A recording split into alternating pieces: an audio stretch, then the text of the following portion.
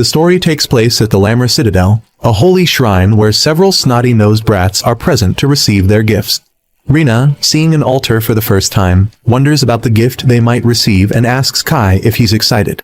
Kai agrees, saying that he's a little excited and adds that the gift thing has been on his mind since yesterday.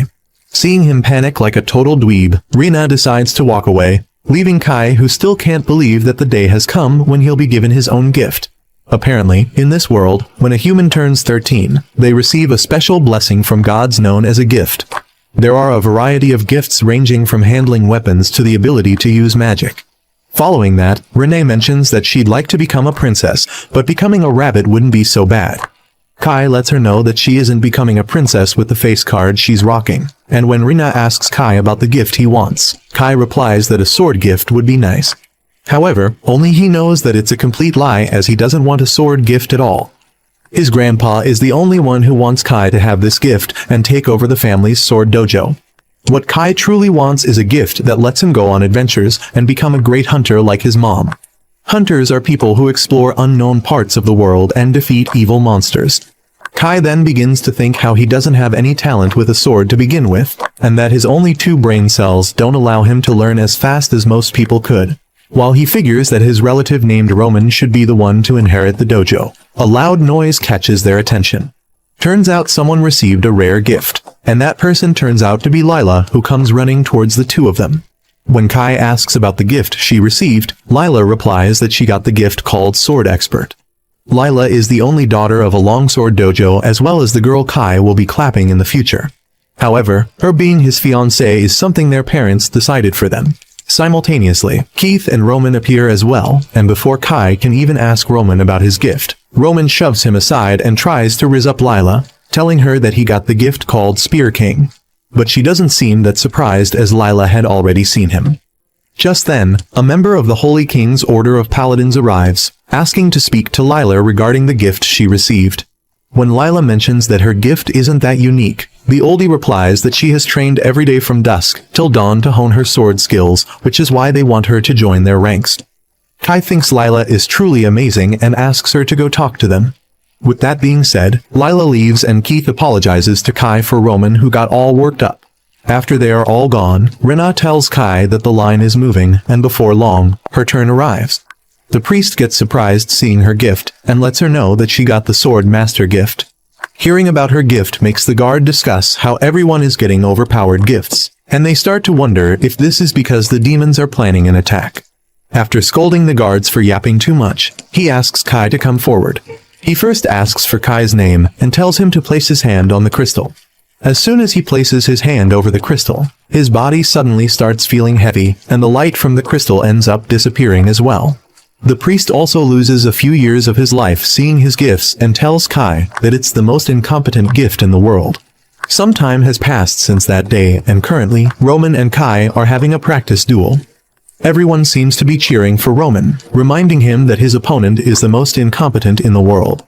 As Kai struggles to keep up with Roman, he eventually gets hit on the forehead and falls onto the ground like a pathetic weakling. Just when he is about to faint, the view of 2 ginormous jugs right in front of his face wakes him up.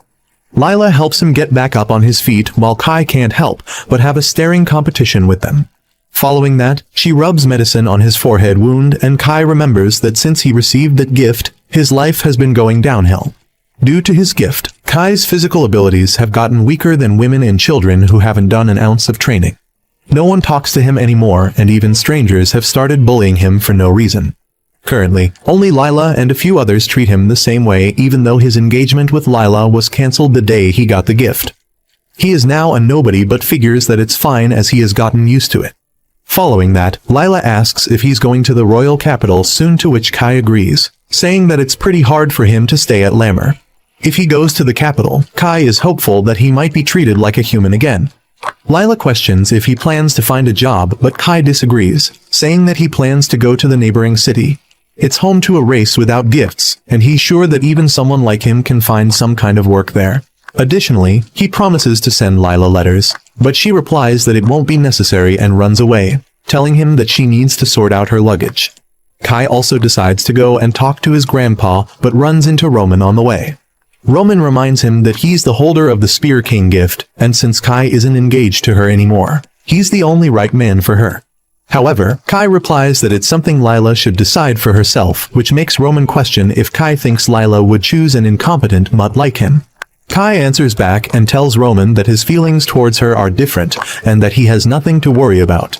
Before Roman can ask any more questions, his teacher calls him to continue the practice battles, forcing him to abandon their conversation. Meanwhile, Kai thinks Lila is more like a sister to him, and regrets that he couldn't tell Roman about it. Later that day, he appears in front of his grandpa, who apologizes to Kai for putting him through all this trouble.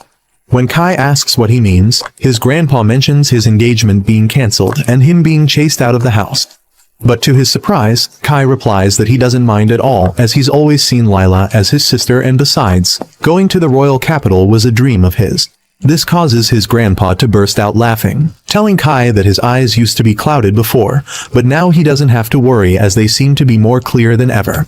Lastly, his grandpa says that no matter what gift he possesses, he still is a part of the family and always welcomes back. But when Kai replies that he doubts he'll ever come back, his grandpa yells at him, telling Kai to let him see his face every now and then. With that being said, his grandpa prepares to leave and asks Kai to take good care of himself, to which he agrees. Now that everything is settled, Kai packs his bag and thinks that he'll finally be heading to Babel, the gathering point of all aspiring hunters, where he'll take his chance to become a hunter as well. Following that, Kai tries finding the carriage station and figures that it must be around the corner.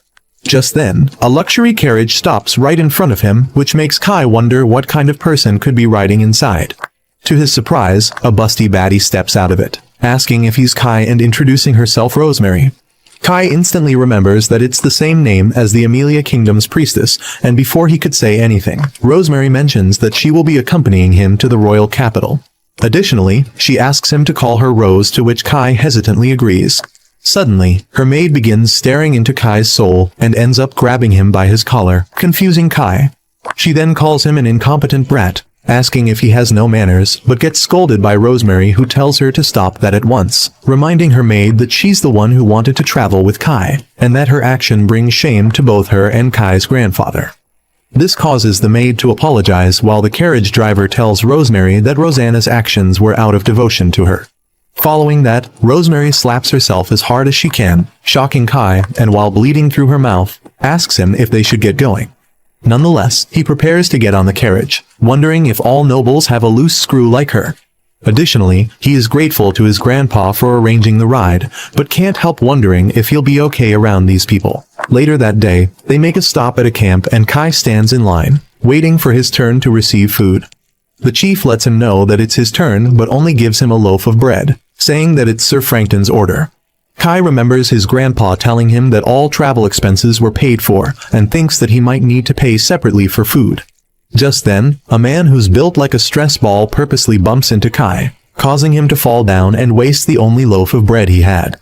Before Kai can say anything, that man begins yelling at Kai, blaming him for bumping into him. Furthermore, he kicks Kai on the stomach and continues kicking the life out of him. Out of nowhere, Rosanna appears and tells him to stop. This makes that man even more furious, and he questions if Rosanna is protecting the traitor, to which she replies that she's merely following Rosemary's orders. Suddenly, the sound of someone hitting their sword on the ground catches their attention, followed by that man asking the reason behind the commotion.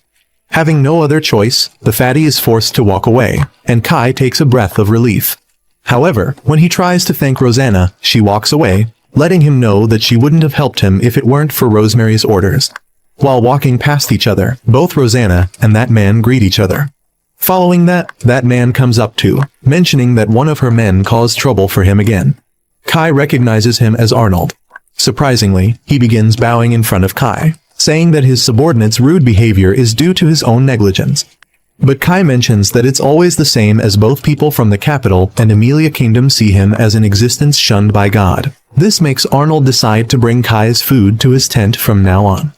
But when Kai tries to tell Arnold that he doesn't have to go that far, Arnold replies that youngsters like him should be honest. Afterward, he takes Kai to the head chef and confronts him for his rude behavior. The head chef tries to explain that Frankton told him to do so, which makes Arnold grab the head chef's collar, ordering him to make more food for Kai. The head chef, barely holding himself from soiling his pants, orders all his workers to prepare a meal for Kai. Eventually, he is given a load of food, and when he tries to thank Arnold, he is told that this is what he's entitled to, and that Kai should eat a lot so he can grow a nice big sausage. With that being said, Arnold walks away, deciding to talk to Frankton and his other subordinates as well, while Kai stands there in shock, surprised that there are people like him in the world as well. 3 days later, Kai is once again given a ton of food, and this time, people make sure not to bump into him anymore. That night, Kai lays in his tent, wondering how Keith and Rina are doing right now. This reminds him that Keith was going to the royal capital to study while Rina had joined the heroes' party to defeat the Demon King. Just then, Rosemary appears outside his tent, asking Kai's permission to come in. Ultimately, he lets her inside and sits awkwardly in front of her, wondering if this is a friend with benefits kind of situation. Additionally, he thinks how he doesn't like dealing with her, as people might harass him again if they saw him with her. But before he can ask her anything, she apologizes, leaving him shocked. Rosemary elaborates that she heard what the knights did to him the other day, but Kai lets her know that it's in the past and she doesn't have to be sorry about that. But Rosemary argues that it happened because she selfishly asked his grandpa to travel with him to the capital. This makes Kai question why she wanted to travel with him, and Rosemary replies that it's because he's Rina and Keith's childhood friend. Shocked, Kai asks if she knows Rina and Keith, to which she agrees. Apparently, Keith is the younger apprentice of the head court magician who is also her mentor, while Rina is her best friend. Hearing that she's learning magic under the head magician makes Kai wonder if she's the hold priestess Queen Laura, but figures that it's not possible. Following that, he asks Rosemary if they told her about him, and she agrees, telling Kai that Rina is always talking about him and right now, she might know him more than Keith does.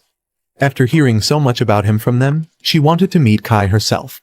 Afterward, he asks Rosemary if Rina is doing well in the heroes team, and she agrees, telling him that all the heroes and knights love to be around a cheerful hottie. Soon after, their conversation is interrupted by Rosanna, who enters the tent and tells Rosemary that she should be getting to sleep soon. Rosemary realizes that she must have lost track of time while talking to Kai and decides to head back. Kai thanks Rosemary for teaching him all those things, and she replies that she had fun as well, wanting to talk sometime again. After she leaves, Kai prepares to get some sleep, but gets interrupted once again, this time by Arnold. He apologizes for barging in so late, and says that he just wanted to thank him. Kai questions the reason as he hasn't done anything, but Arnold once again bows in front of him, thanking Kai for talking to Rosemary despite everything that happened. Kai tells him to raise his head, saying that he should be thanking Rosemary for talking to a waste of oxygen like him. After that, Arnold informs Kai that he was bestowed a weak gift as well, which is why he can empathize with him. Furthermore, he motivates Kai to do his best, as if he works hard enough, he'll definitely be rewarded. On the other hand, two shady-looking dudes are hanging out in the forest when Frankton appears as well. When Frankton asks them about their progress, the skeleton dude mentions that all the Empire's finest summoners are in position and reassures him that not even a single mouse will be able to escape. Frankton compliments the skeleton dude named Ents, and he asks Frankton about the princess movements. Frankton replies that Rosemary was engaging in conversation with Kai, but is sound asleep. All that's left is to cause a commotion and separate Arnold from her side. Signal interrupts, saying that if it weren't for Rosemary, Gilbert will be given the throne, the person Frankton supports. Furthermore, he mocks Frankton for trying to sell out the royal he serves, saying that the soldiers wouldn't dare to think of that. Frankton questions if Signal means they have no shame, to which Signal replies, apologizing in a sarcastic manner for phrasing it wrong. Furious, Frankton begins yelling at Signal, saying that he doesn't know anything about the nation's internal matters. Additionally, he mentions that they are not betraying Rosemary, but wants to wed her to the Empire. Ultimately, Ents stops Signal from talking back and apologizes to Frankton for his behavior. Nonetheless, Frankton decides to head back to the camp and start the operation, letting them know that he's counting on them. While walking back, Frankton thinks about how it's time to drive the princess out of their homeland. He believes that with the two empires' strongest assets by his side, he can't fail, as Rosemary will destroy the noble orders he has been protecting. Ultimately, he pledges to get it done and swears his loyalty to Prince Gilbert. At the same time, Kai steps out of his tent, regretting not going to the bathroom one more time before sleeping. He wonders if he should do it near the tent, but realizes that he doesn't want anyone to see his smooth peaches. Eventually, he appears far enough and notices that it's really dark for him to see his own footing. Ultimately, he finds the perfect spot to unload his dump, only to notice someone already standing there. Both Kai and Signal stare at each other, causing Kai to wonder why that is, as this person wasn't in the carriage. Nonetheless, Kai decides to talk to him and questions if he's someone who lives around the area. This makes Signal go into deep thinking, and he ultimately remembers that there wasn't anything about this in the report, and that he can just call it an accident. Furthermore, he figures that as long as it doesn't interfere with the plan, a little playtime should be fine. Kai instantly notices that something is wrong, and even Signal advises him to run away if he can. With that being said, he snaps his fingers, causing the appearance of several giant monsters. Without wasting any time, Kai begins running for his life and wonders what on earth is going on. He can't understand the reason that man is sending monsters after him without any reason, and why he wants to eliminate him when he hasn't even done anything. Soon after, Kai begins to notice that he can't breathe, and that his whole body is breaking down from running this much. For once, he begins begging his gift to disappear so he can run a bit faster, and notices that he can already hear footsteps right behind him. This causes him to question why he's always getting targeted and begins blaming his gift. While running, he fell down but made sure to stand up and continue running, remembering all the times he had suffered because of his cursed gift. Furthermore, he starts to wish that he got a swordsmanship gift instead, as he wouldn't have cared if he didn't become a hunter. This way he'd be able to take over the dojo, marry Lila, and stay friends with both Rina and Keith. Dying in the middle of an empty forest while holding his number 2 is the last thing he wants. After running for a while, he ends up coming across a waterfall with nowhere else to go. Kai can't believe that this is the end and thinks if it's all over. Just then, he notices a light inside the waterfall, and as the monsters are already about to catch up, he decides to go inside the waterfall, not wanting to die in such a place. Once inside, he finds himself in a giant empty room, looking like a desert.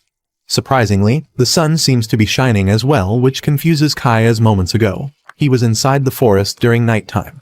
Soon after, the entrance he came through disappears as well, but instead of worrying about it, Kai begins to laugh. As currently, he is glad that he managed to escape from the monsters. He then wonders if this cave itself was some kind of trap and notices a building nearby. Wanting to rest in the shade for a bit, he steps inside the building, only to find out that it's actually a temple.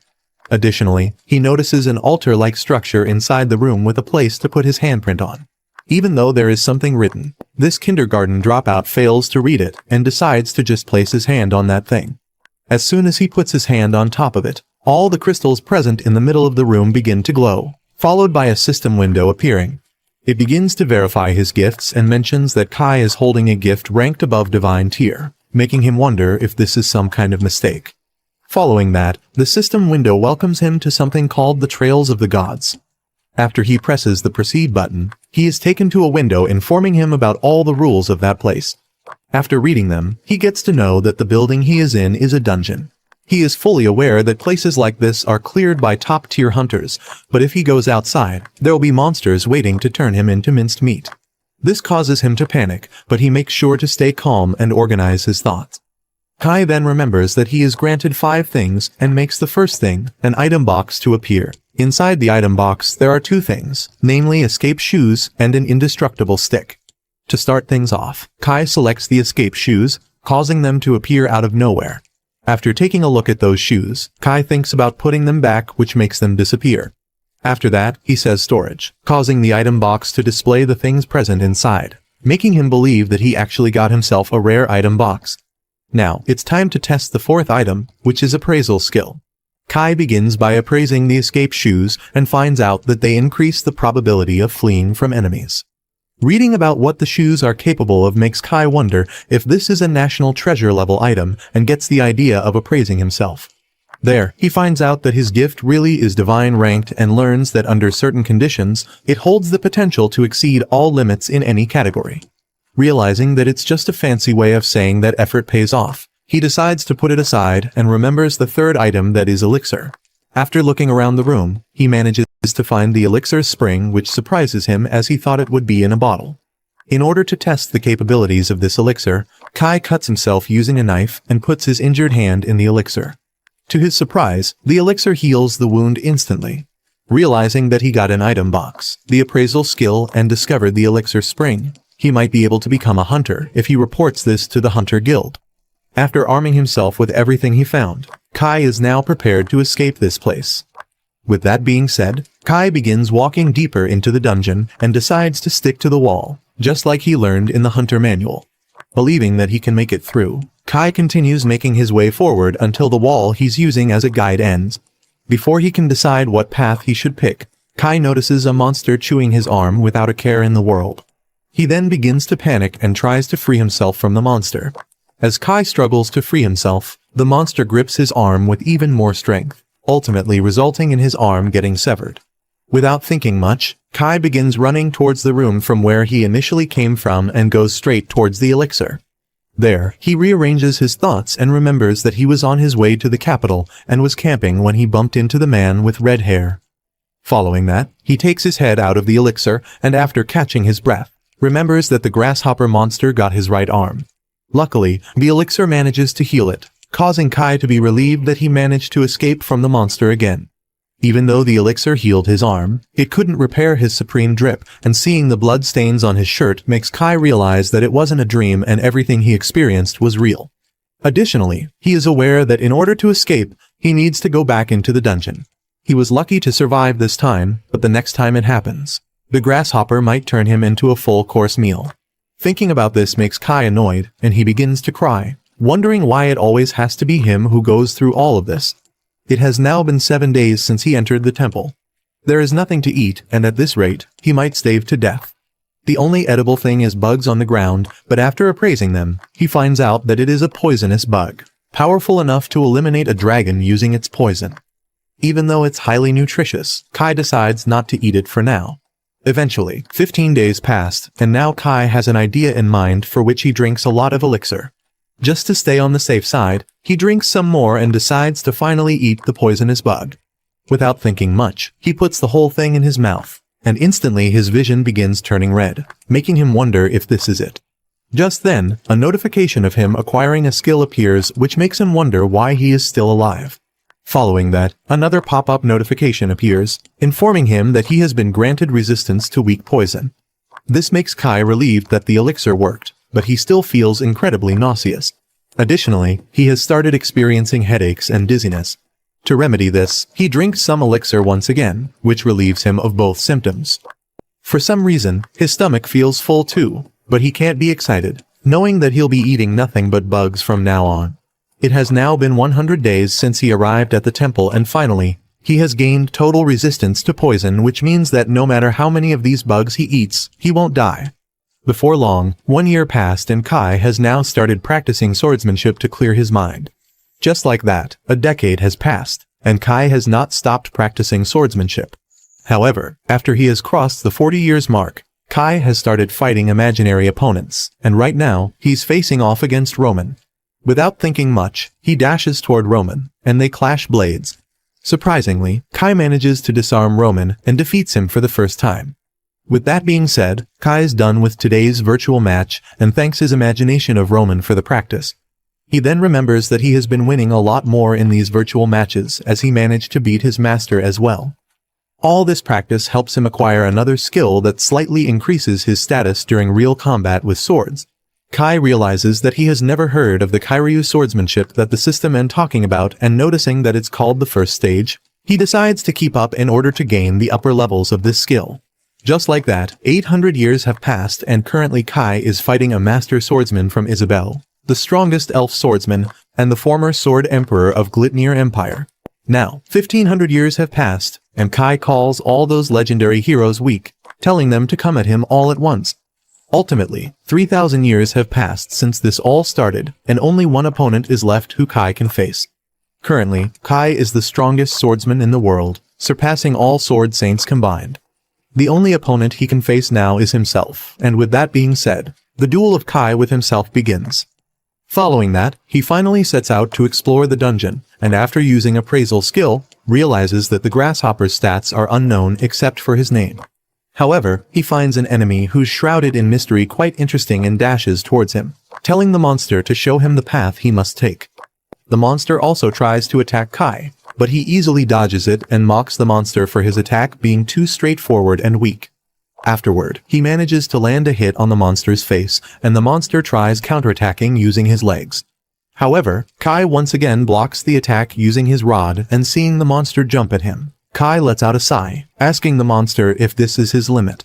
Furthermore, he calls it a waste of time and decides to show the grasshopper something special. Kai then uses a new technique called Brink of Death, splitting the grasshopper in several pieces. While he's disappointed by the show that the grasshopper had put for him, a notification appears, informing him that his status improves every time he defeats an enemy. Following that, he looks at the corpse of that grasshopper and thinks that swinging a sword would have felt more worthwhile. While going deeper into the dungeon, Kai notices that it is getting wider as he descends. Additionally, the toxic bugs he was eating are gone, which also makes Kai wonder if he should return back to the surface using the teleportation circle. However, he decides not to and starts munching on the grasshopper instead. After descending a few more floors of that dungeon, he finally comes across a monster called the Killer Hornet. Apparently, this monster arrived when he reached the 10th underground floor, and Kai figures that a powerful enemy appears every 10 floors he descends. Furthermore, he calls it a perfect timing as he was getting bored and suggests that they eliminate each other to their heart's content.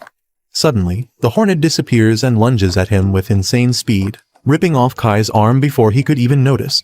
But instead of screaming like a little wimp, this time, Kai is impressed by his opponent instead. He mentions how pain after so long feels delightful and runs towards the hornet, saying that this elimination will be worth savoring. As expected, the hornet disappears once again, but this time, Kai tracks its movement using his eyes and dodges the attack just at the right moment.